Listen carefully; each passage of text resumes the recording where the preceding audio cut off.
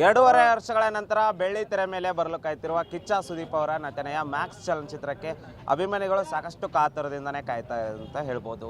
ಸಾಕಷ್ಟು ಆ್ಯಕ್ಷನ್ ಮತ್ತು ಥ್ರಿಲ್ಲರ್ಗಳಿಂದ ಕೂಡಿರುವ ಮ್ಯಾಕ್ಸ್ ಚಲನಚಿತ್ರವನ್ನು ಸ್ವಾಗತಿಸಲು ಬೀದರ್ನಲ್ಲಿ ಅಭಿಮಾನಿಗಳು ಕಿಚ್ಚ ಸುದೀಪ್ ಅವರ ಕಟೌಟ್ಗೆ ಹಾಲಿನ ಅಭಿಷೇಕ ಹಾಗೂ ಪಟಾಕಿಯನ್ನು ಹೊಡೆಯುವ ಮೂಲಕ ಸಂಭ್ರಮಿಸ್ತಾ ಇದ್ದಾರೆ. ಬನ್ನಿ, ಚಿತ್ರದ ಬಗ್ಗೆ ನಿರೀಕ್ಷೆ ಏನಿದೆ, ಯಾವ ರೀತಿ ಇರ್ಬೋದು ಚಿತ್ರ ಅಂತ ಎಕ್ಸ್ಪೆಕ್ಟ್ ಮಾಡ್ತಿದ್ದಾರೆ, ಸುದೀಪ್ ಅವರ ಬಗ್ಗೆ ಏನು ಹೇಳ್ತಾರೆ ಅಂತ ಸುದೀಪ್ ಅವರ ಅಭಿಮಾನಿಗಳನ್ನ ಕೇಳೋಣ. ಕರ್ನಾಟಕ ಕಿರೀಟ ಬೀದರ್ ಜಿಲ್ಲೆಯಿಂದ ಕಿಚ್ಚ ಸುದೀಪ್ ಅವರ ತುಂಬ ವರ್ಷಗಳಿಂದ ಸಿನಿಮಾ ಎಲ್ಲ ಕಾಯ್ತಾಯಿದ್ರು. ಸೊ 2 ವರ್ಷ ನಂತರ ಒಂದು ಮ್ಯಾಕ್ಸ್ ಸಿನಿಮಾ ರಿಲೀಸ್ ಆಗ್ತಿದೆ ಇವತ್ತು.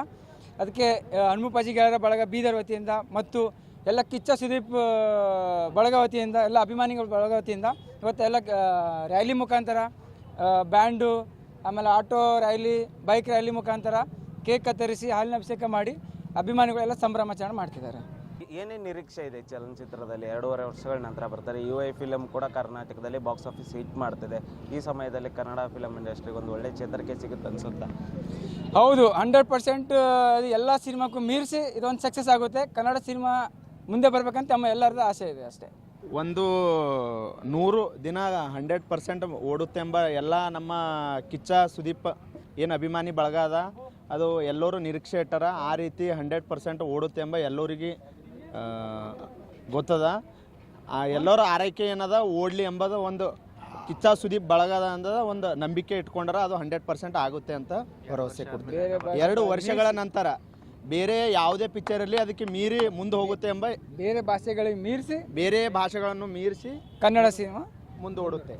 ಕನ್ನಡ ಇಂಡಸ್ಟ್ರಿ ಬೆಳಿಬೇಕು, ನಮ್ಮ ಕನ್ನಡ ಫಿಲ್ಮ್ ಎಲ್ಲ ಬೆಳಿಬೇಕು ಅಂತ ಒಂದೇ ಮಾತು ಹೇಳೋದು. ಸೊ ಹೊಸ ಫಿಲ್ಮ್ ಬಂದದ ಸರ್ರದು. ಸೊ ಎಲ್ಲರೂ ಬನ್ನಿ ನೋಡಿ ಪ್ರೋತ್ಸಾಹ ಕೊಡಿ. ಕಿಚ್ಚ ಸುದೀಪ್ ಅವರಿಗೆ, ಕಿಚ್ಚ ಸುದೀಪ್ ಅವರಿಗೆ.